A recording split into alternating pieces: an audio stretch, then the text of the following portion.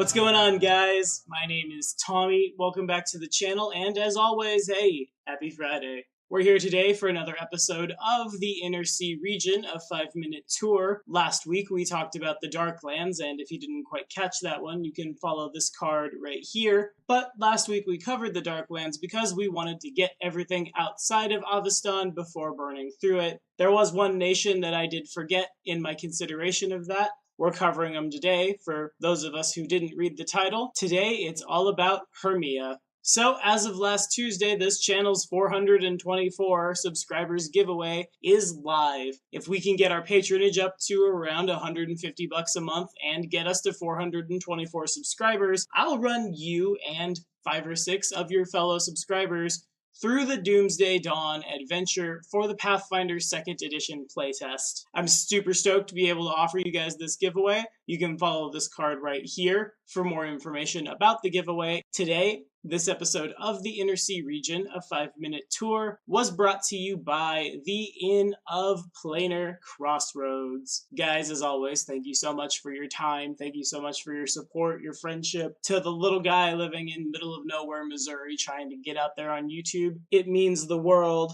Now let's dive in. Hermea is a nation founded as a social experiment to test the limits of human potential when it's not, killed by the human potential for war. Hermea has a benevolent but absolute ruler, the gold dragon Menkar. Menkar had long watched human civilization and despaired at the lack of its foresight. Yet, despite this, Menkar saw enormous potential in humankind, particularly their dogged resilience, and being a benevolent creature, he decided he would make sculpting the human race into his lifelong project. So Menkar tried to find somewhere he could conduct his experiment uncorrupted by the rest of humanity and their bad influence. He settled upon an isolated jungle island located hundreds of miles from the coast of mainland Avestan. Menkar then extended invitations to the best and brightest of humankind to join him in creating a utopian paradise. The residents of this experimental nation are the best and the brightest humanity has to offer. Hermea's government is an unusual mix of meritocracy and legal totalitarian dictatorship. The majority of the day-to-day decision-making on Hermea is done by the Council of Enlightenment, which is a group of 13 humans who manage most of the day-to-day activities of the nation. They also organize the gathering of information on potential candidates to be invited to live on Hermea. Each member of the council is chosen for their skill, intelligence, and wisdom. Despite this, every decision made has to be approved by Menkar, as he is the ultimate shepherd of Hermea's destiny. Menkar exerts similar levels of complete control over everyone on Hermea. Every single solitary last citizen has to sign a contract which cedes all their personal authority to Menkar, meaning that they are legally bound to obey Menkar's will. While this level of power would be a recipe for disaster and tyranny if given to most things in Golarion, as a gold dragon, Menkar is not corrupted by this power. He endeavors to give each citizen as much freedom as they feel they can handle. After all, they are the best and brightest humanity has to offer, so it would be unfair to not let them follow their own path towards greatness. Hermea is very cut off from the rest of Golarion. Even in its only city, the docks where foreigners are allowed to trade are cut off from the rest of the city by a red sandstone wall, so tall that the buildings of the city are invisible to visitors. Hermea has also made enemies of several major religions, partially because Menkar has banned all organized religion on the island. It's been rumored that the far side of the island harbors rebels fighting against Menkar,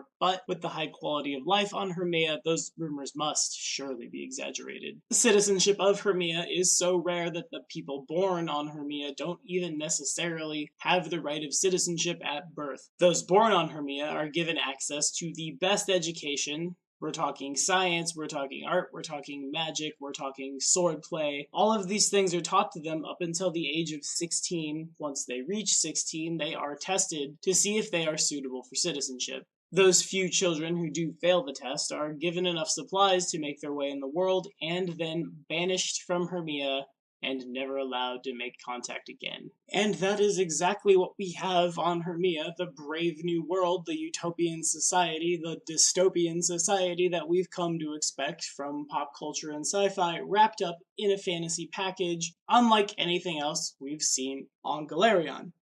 That means the adventures here pretty much write themselves, all the chaotic goods coming over to free the oppressed society of Hermea from the Gold Dragon, all of the lawful neutrals or true neutrals or whatever alignment perfection happens to be in your mind, striving to get a place on this island, a seat on that boat, which is incredibly rare across Galerion. Whether that be to enjoy the life of comfort and the life of luxury, or to figure out exactly what the dragon is doing with his human experiments and use that knowledge for yourself. In any case, I am very much hoping that Pathfinder 2nd Edition puts out an adventure path on Hermea, because I'm a sucker for stuff like this. But that's enough out of me. Have you guys ever built a utopian society like Hermea in your games? Or have you ever adventured to the island, or even got an invitation from the great dragon himself to come live amongst the finer people in society? As always, be sure to like and subscribe for more videos. The next episode of the Inner Sea region, a 5-minute tour, drops next Friday.